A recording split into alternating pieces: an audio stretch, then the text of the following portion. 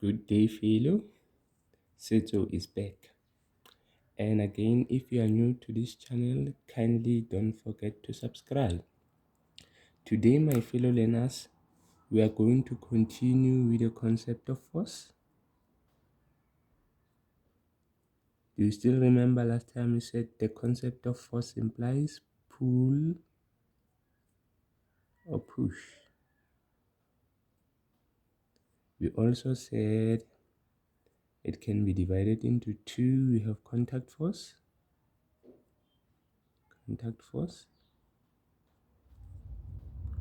and non-contact force. Under contact force, we have what? Frictional force. Frictional force. This side we have magnetic force. For an example. Then what does the term frictional force implies? It is a force that opposes the motion of an object. It also acts parallel to the surface. We are going to dwell much on frictional force. We also did second Newton's law last time, which is given by F net is equals to ma. We also said if an object is at rest, the acceleration, if an object is at rest, let me say at rest, if an object is at rest, an acceleration will be equals to 0. Eventually F net will also be equals to 0 because acceleration will be what? Will be 0. You see? F net will also be, let me write neatly, F net will also be 0. You see? And again, when an object moves at a constant velocity, the acceleration is also equals to 0. Eventually F net will also be equals to 0. You see? Then now what I'm going to do is I'm going to give you a diagram which is like this. Suppose if, let's say, they give us a diagram like this. Say if we have an angle of 15 degrees somewhere there. Let's say if we have a box with unknown applied force, and we also have frictional force. Then given that the mass of an object, let's say, is 3 kg, UK, say UK is 0.35. Then they say to us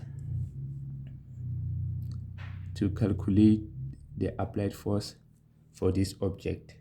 Suppose it moves at constant velocity.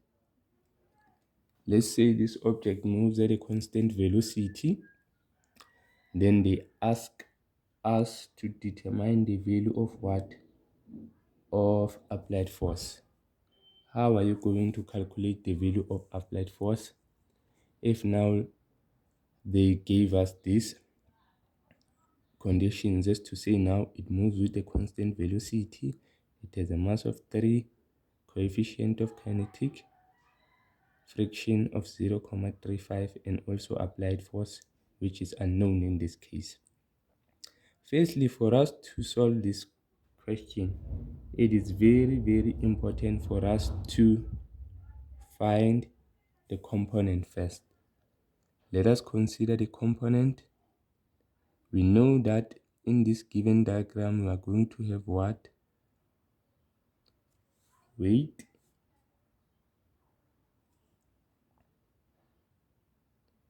together with what now? Parallel component and perpendicular component with an angle of 15 degrees. You see, we know for us to calculate the weight, we use this formula. W is equal to mg. They gave us a mass of 3, an acceleration of 9.8. Okay, let us take our calculator. Going to say 3 times 9.8, we get 29.4 Newton. See, which is our hypotenuse now, this number, which is our hypotenuse, 29.4. For us to find the parallel component, we are going to use what? Sine ratio, which is now W parallel 0.4 sine of 15 degrees. Let us take our calculator. 29.4 sine of 15 degrees. We get 7.6, let me say 1 Newton. See,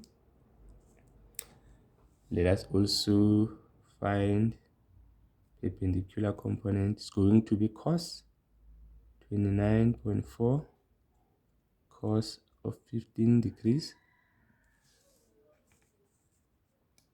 29.4 cos of 15, we get 28 point let me say 40. It's going to be 40 Newton. See, 40 Newton. Immediately after doing this, let me redraw this diagram again. It's going to be like this now. Let me just erase there. Let me just do it somewhere. Now this diagram is going to look like this. If I were to remove the weight and leave out what the components, it's going to be like this now. Going to have my frictional force, which is unknown at this moment. Going to have my force applied. See, I'm going to have what again? Parallel component also act downward. You see, then I also have what now? This one, perpendicular component. We know that the perpendicular component will always be equals to what? The normal force. Now these two, they will always be equal. You see, somehow now I'm going to get a situation which is like this. Fn, which is equals to weight, so the perpendicular component. From this we can just substitute our perpendicular component of 28.4 Newton, which is Fn. You see, then again, this is what we are going to have at the moment. Then now they want us to calculate Fa, force applied. Let us decide the direction. Let us consider upward like this to be, that direction to be positive, and this direction to be negative. You see, then for us to find a frictional force, we know that we have this formula which says now Fk, frictional force, which is equals to UK plus normal force. See? Then our UK is 0,35. UK we already have it, which is 28,40 Newton. When we substitute, let's see what do we get. 0,35 multiply by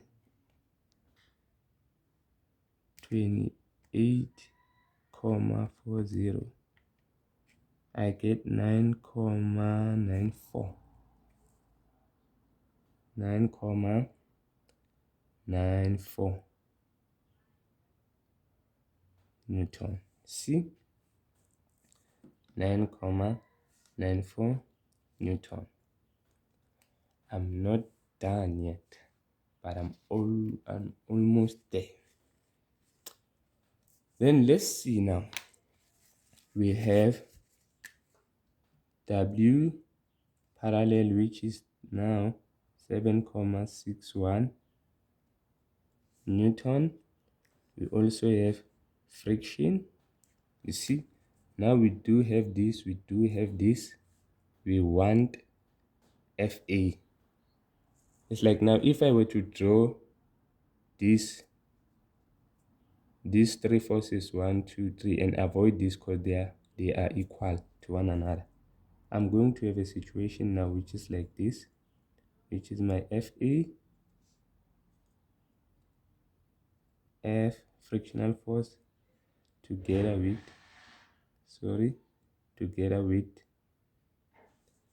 parallel component. Then now what I can do from this is I can just say now, because this object, it moves at a constant velocity, F net is going to be 0. Then I have my frictional force now minus my 1, 2. They act in opposite direction. F8 acts in positive direction. I have parallel component together with force applied, then equals to 0 because they move at a constant velocity. Then let us substitute frictional force of minus 9,94 minus this component of 761 plus force applied equals to 0. Then if we take our calculator and add these two negative 9,94 minus 7,61, what do we get? We get minus 17,55 plus force applied 0. Then we can take this number to the right hand side. We are going to get 17,55 Newton. You see? Then that's how we calculate the force applied when they gave us UK together with the mass of an object, and also when this object moves at a constant velocity. I thank you, fellow, and enjoy.